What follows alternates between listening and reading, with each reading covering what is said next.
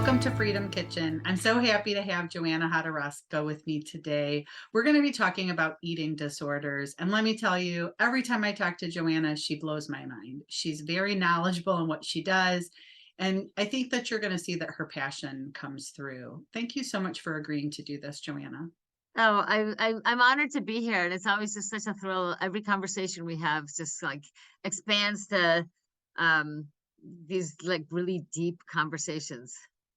Which is exactly what we want to bring to the listeners, right? Because this time of year, everyone is setting goals and resolutions, and it can be really confusing. And when you and I get together and we start talking about the latest things that we've researched and programs we've done, it's always pretty mind blowing how much we're advancing and progressing in our knowledge around food. Yeah. Well, and I find it's not just for me anyway, it's not just about the food. It's about the joy of eating, the joy of enjoying the food. You know, what are the emotional triggers that haven't been worked through that are actually creating, let's say, food addictions or eating disorder tendencies. These are some of the things that, now as a eating disorder recovery coach, it really ties together all the things that I've been studying for the last, 18, 20 years. Actually, it's 22. But it's something where the emotional part and those childhood traumas really play a huge part in how we view ourselves, what foods we choose, what activities we choose, how we choose ourselves or don't choose ourselves, and how we honor or dishonor what our body actually needs on not just the physical level, but the spiritual, emotional, and mental levels. Well, I was going to ask you about obsessing over calories. You know, for how many generations were we told that it was calories in, calories out? And I think we've become a little obsessive on calorie counting. And that alone, just becoming obsessed over calories, is like an addiction. Oh, Because it can actually, it's actually a known fact that some of the counting calories actually triggers eating disorder tendencies. So it can actually get somebody into an eating disorder just by the excessive calorie counting. And even when I'm working with clients, as a holistic nutritionist, I need to see the patterns that people are exhibiting. So I ask for 2 to 4 days of food logs the before they come in to see me. And initially, when they come in, some of them find it really useful. They're like, wow, this really helped to make me see that I'm not really eating any vegetables, even though I say I love vegetables. So I'm going to continue doing it for, in between as often as I can.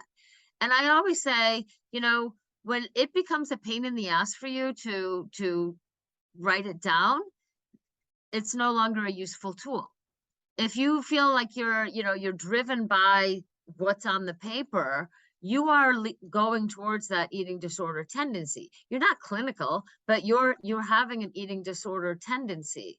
So I don't like the food logs to be an everyday thing, because then you start judging yourself based on what you ate and how many calories you did eat or didn't eat. And some of the tracking apps don't have the real food options. So you pick these processed foods because it's close enough. You make your own mashed potatoes, but they only have Bob Evans mashed potatoes as an option. So then you get these fictitious numbers of what you actually consume. So then that could actually create a self-worth body image issue. so I would say anything that has obsessive compulsive behavior, which could be counting calories or it could be overeating. I would say is Or over exercising. over exercising. I would say that's all on the spectrum of disordered eating. So you mentioned the two that I think most people think of when they hear of eating disorders, but I actually think far more people have disordered eating than what they may realize. Absolutely. And there's something where I think a lot, when we're talking about eating disordered or disordered eating versus eating disorders, it's like, here's the bell curve.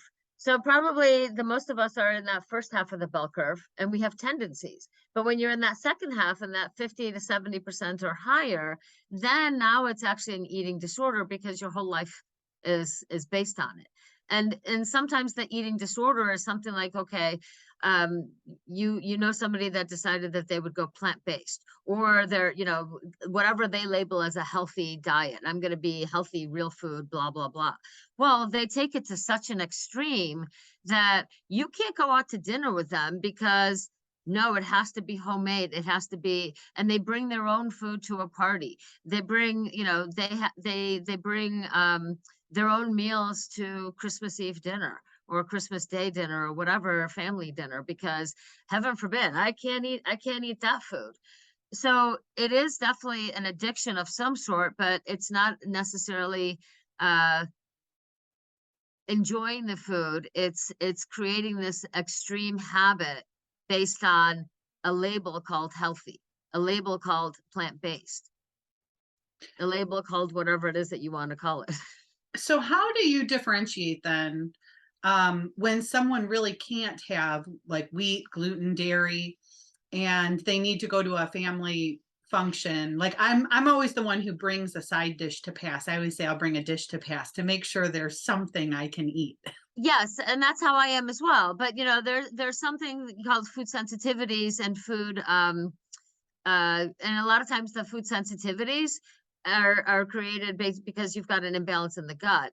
Whole nother story, but there could be an imbalance in the gut, and so you end up craving the very food that you eat all the time, and because you eat it all the time, then you actually can develop a sensitivity to that very food.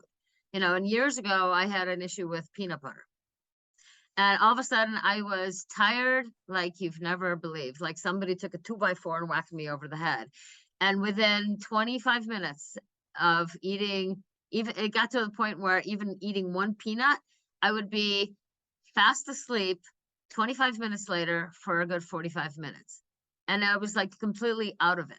And it's like, okay, well, where did this come from? Well, because I was eating it quite a bit, but I was also like able to eat half a jar in one sitting, and I just couldn't stop eating it.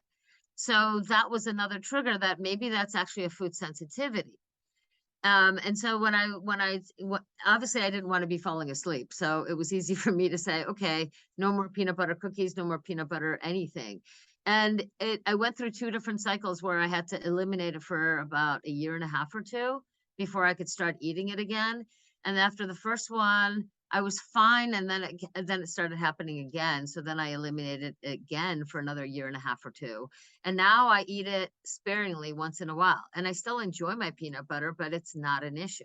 So that was more of a sensitivity versus an addiction. But when it comes to like, what are your cravings? I love using this book called Constant Cravings from Doreen Virtue. And so a lot of people have addictions to sugar, where a lot of times, depending on what you're eating, it may be a certain meaning, but a lot of times I'm like, that might be, you're so stressed out. That might be the only sweet thing in your life. That's the only thing in your perspective that brings you some kind of sweetness and joy. So is it truly an eating disorder tendency, or is it an unhealed childhood trauma that is creating this unsweetness and this poor perspective of your current situation? So I'll share with everyone that pre-call, you and I were talking about how I study food addiction. There are foods that I cannot eat because if I start eating them, I cannot stop eating them. And I do believe that it is very similar to when I was a smoker, and I have other addictive tendencies like workaholism and very obsessive compulsive about things. And so I do believe in food addiction, and that there are certain foods that some people just may have to abstain from. And you asked me, what are one of those foods? And I said, well, for me, ice cream. And you And I said, what asked you, kind? what kind? Yep. And the first one that came to mind, because I like many kinds, I said pistachio almond. And you looked up pistachio ice cream, and it said that I do not have enough joy in my life, and I carry a tremendous amount of responsibility. And I have to say that's pretty accurate. Yeah. Yeah. I'll just read. The probable meaning is wanting more fun in your life. and feeling depressed that your responsibilities seem endless. And it's something where I think a lot of people don't realize, like, wow, that's gonna make a big difference. Okay. But the question is, this is where I go all the time with my clients. It's like, okay, well, when's the first time you remember experiencing this need for the responsibility? Or where did you feel in your childhood where you felt like your fun was squelched? Somebody didn't give you that permission. Yeah, that's amazing. I've always felt like I was responsible. Um, I had to keep the peace. I was adopted and I had to be the perfect child. Part of that was fear that if my first parents could give me away, my second parents could give me away. So I became the perfect child. I never wanted to rock the boat. And then I became responsible for my little brother and little sister. Right, but you were also at first responsible for your mother's happiness. Typically it's the caregiver, according to Gabor Mate, who practices compassionate inquiry, and I've studied that as well. It's like we always have a choice between connection and authenticity. And so if you're a baby and your mom is stressed out and she's an emotional mess, then you may feel like, well, I've got to keep the peace. So there's your first thing of, okay, I'm responsible for her happiness. So I have to curb my enthusiasm, curb my fun, because it might upset her if I'm having too much fun. It might trigger some other negative emotion in her because she Wow. can't handle it. That's amazing because, I'd say a lot of our listeners are now parents, right? And Yeah, so I speak to parents all the time about their kids, but you're going to help people go back to their own childhood or their own wounding to figure out what's going on for them because they have to put their own oxygen mask on first. correct. And so, if you were my client, I would be asking you, like, where is it that you can actually clear the space so that you can put more joy into your life? You're not responsible for anybody else's happiness except for your own. And when your heart sings, everybody else's heart sings. They might not like it in the beginning because they're like, well, I want that. And I don't know how to get it. And so they try to poo poo and rain on your parade. But it's like, but I'm doing what makes me happy. I'm choosing foods that bring me joy. I'm choosing activities that bring me joy. And only the things that bring you joy and fun are what I'm going to ask you to do for the next 2 weeks before our next session. Just try to think of, like, if it's not fun, is it a responsibility that is pleasing to somebody else, or is it a responsibility pleasing to you? Because if it's not really bringing you joy and it's a obligation, then it's not really serving you. And that pistachio ice cream becomes that temporary comfort. And you Yeah. can say it's a eating disorder tendency, but it's really like, well, I haven't given myself permission to have fun because somebody else might not like it. And so when you realize that your responsibility is just for your own happiness and somebody else is really responsible for their own, you will start changing the behaviors, and the craving for pistachio ice cream will go to maybe once a month, and you'll be able to have, a half a cup and go, that's good, or maybe you'll end up eating it and going, you know what? This doesn't taste as good as I used to think it did. And you'll just stop eating it naturally. But it's Right. that unhealed trigger or the emotional trauma that needs to be taken care of. And in your case with the pistachio ice cream, it's taking responsibility for what you want and letting your caregiver from childhood be responsible for their own happiness. That's amazing. So you became an eating disorder recovery coach, Yes. which sort of ties together now because you already had all of the other functional and holistic Right. nutrition And energy work. training and energy work, right? You've studied, you talked about Gabor Mate with compassionate inquiry. So you've done a lot of coaching programs and you bring a lot to your clients. Why did you add the eating disorder recovery coach? The funny thing is that I was just telling a friend of mine who got me into that industry, and I had seen a like a continuing education credit course. And I was like, oh, well, can I come to that? I'm not in eating disorders, but can I come to that? And that was probably 5, 6 years ago. And I just started going to him because, it just sounded interesting. And then with COVID, then and a couple times I looked at, maybe I should get certified. Maybe I should get certified. And then I could do more things. And during COVID, I found this one edit program, which is called Eating Disorder Intuitive Therapy. And it really blends everything that I do and puts it into another format so that people can actually understand that, there's this eating disorder voice it's almost like, here's your devil, and then here's your angel, which is your internal wisdom and your internal intuition. And so the mind fights against the heart, right? So this one breaks it down into 5 different sections where you're talking about, how do you love yourself? How do you be true to your true self? How do you actually express yourself? And how do you give to yourself and believe in yourself? So those are 5 sections where, the opposite is, oh my God, if you don't love yourself, all you're doing is looking in the mirror and going, oh my God, you fat cow. Or, what, oh my God, you've got thunder thighs. I know I used to say that to myself.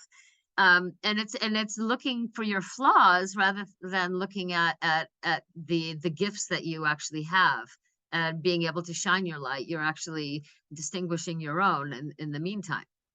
But these are usually based on things that happen in childhood that that parents didn't recognize some aspect of you, and you processed it as, I'm not beautiful, I'm ugly. One of my clients, her father would basically look at all the other women in the restaurant if they went out to eat. And he ended up actually leaving the family for another woman. So in her particular case, beauty was something that other people had. Her mother and her sisters did not have beauty. So in relationships, men will always be looking at other women. So there's an insecurity because they don't see the beauty inside them. And so it's looking, and with her, I did a mirror session, which I'd like to offer that for everybody to be able to do the mirror session. We'll get to that later. But it's like, okay, how do we reframe those things? And how do we dig deeper to find out, well, where did this come from?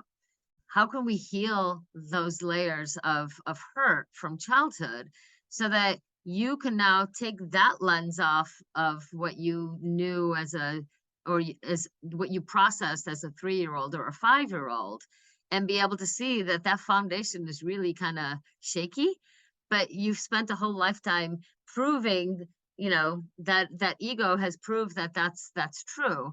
But now we're going to remove that foundation so that you can actually create beauty as a reality, as opposed to everybody else has it but me.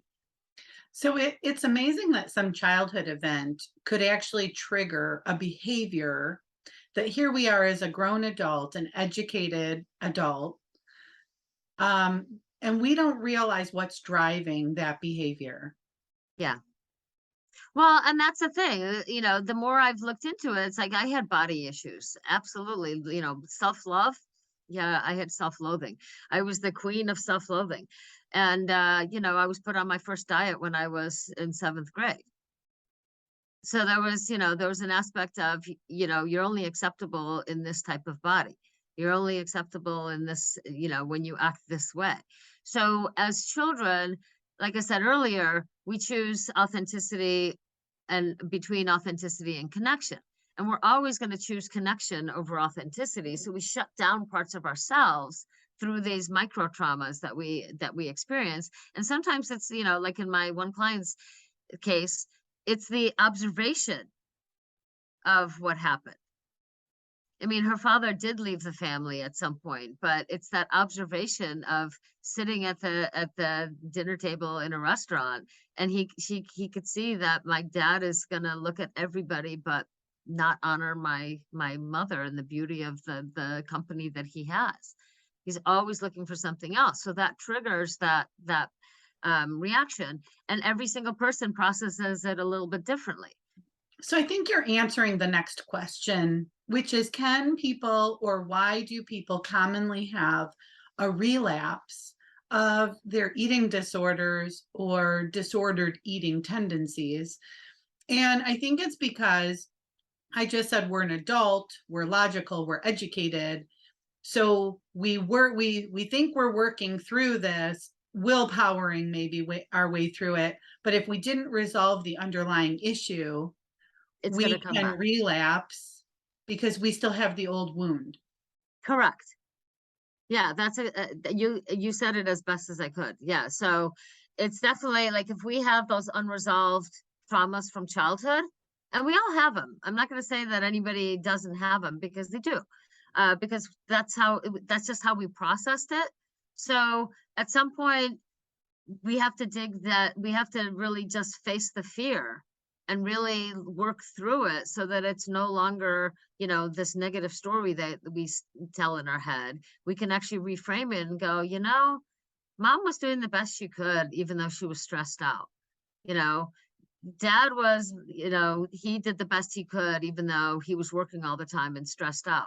I can imagine how 4 kids at home, um after a whole day at work, would trigger him into, I need perfect quiet. I need perfect attendance and perfect behavior. It's just that you start realizing that you can have actually empathy for those people, and then you can have empathy for yourself. And oftentimes I work on forgiveness with clients as well, but it's really forgiveness of yourself because you did this to yourself. There is part of you that is the reason why this happened, but like you didn't know any better at processing this at 3. Now you're 33, now you're 53, whatever age, but it's like now you know a whole bunch more. You can have empathy for that 3-year-old inner child. Now give her a hug and say, you know what? You don't have to protect me anymore from experiencing that pain. I'm okay with it. Let's go play. Let's go do, the other things that you wanted to do. And let's put that fun back into life because that pain, it was back there.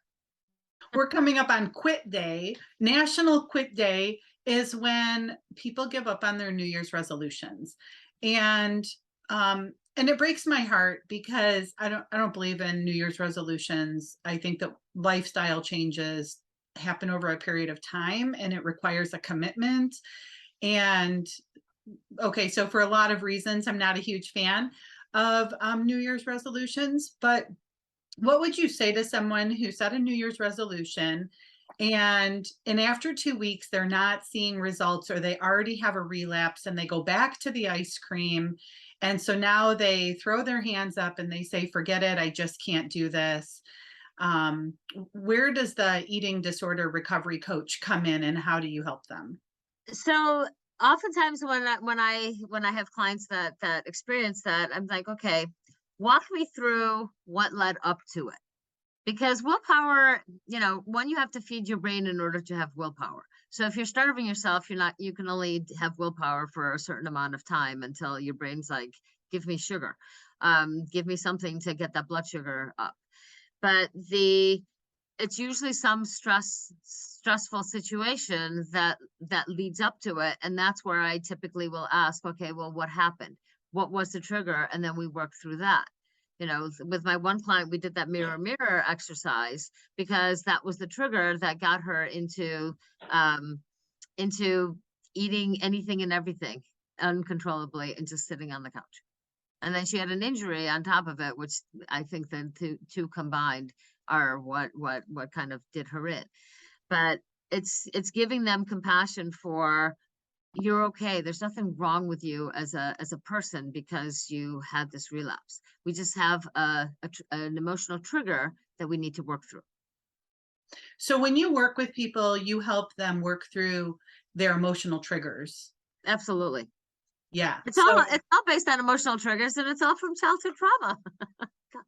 It's pretty simple, because those are creating stresses in people's minds and bodies. And once we heal the triggers and clear the stress, then you're free to move and be as you want to be. So we're going to make sure that with your interview is a booking link and a link to your landing page. But I really encourage everyone who's listening to this to just book a session, book a discovery session with Joanna. Joanna is also an athletic performance coach in addition to a nutrition coach. So she brings a lot of different modalities together. I am not an athlete. Joanna is an athlete. So if you are looking for athletic performance, she's definitely the person to talk to. And then these emotional triggers around eating disorders and helping us to understand why we have these tendencies and why we may relapse, even though we're the smartest person and we have so much willpower, and then we relapse. This is just valuable Yeah, information. because we're working through, what happened to you in childhood. And nobody ever asked that question. They're like always like, well, what's wrong with you? Well, nothing's wrong with me. It's what happened to me and how I processed it. And there's no wrongness in that processing either. So it's really just helping people uncover where that trigger came from and where's the healing that needs to be done. And that's what we do, is just work through the layers and heal so that you can be more happy in your own skin and in your whole life. And it's not just athletic performance, it's performing as a human being and as a parent and as a friend and as a coworker. Well, this has been extremely enlightening to me. And I hope that all of the listeners glean something from this, whether it's you or someone you know, if they have eating disorders or disordered eating tendencies, I encourage them to get in touch with Joanna. Joanna, thank you so much for your time today. It was such a pleasure, and it always is. So I hope you found this helpful for yourself as well. I have. I am in search of joy. I claim it now. Yeah. Yes. Until next time, farewell.